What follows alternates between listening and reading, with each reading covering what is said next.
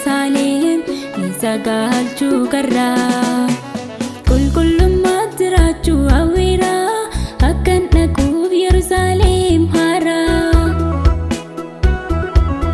sababa cubbuu koo natti hin badin faaraa Yehoolaa haraaraa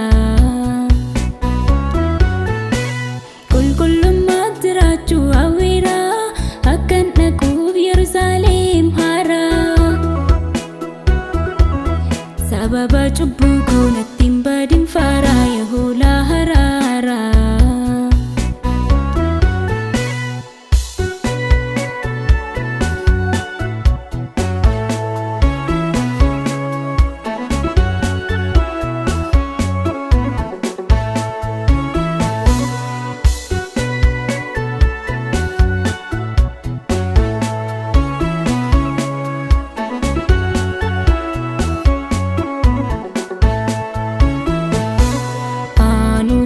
Kira guftaku na gurfaddo adaraa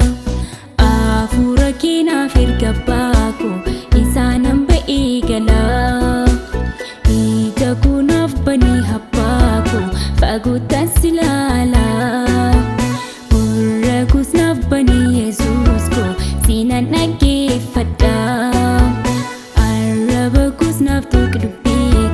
dubbike dubbachuu hawweera baay'ee dheewadheera ija kunaaf bani habbaako faguutan silaala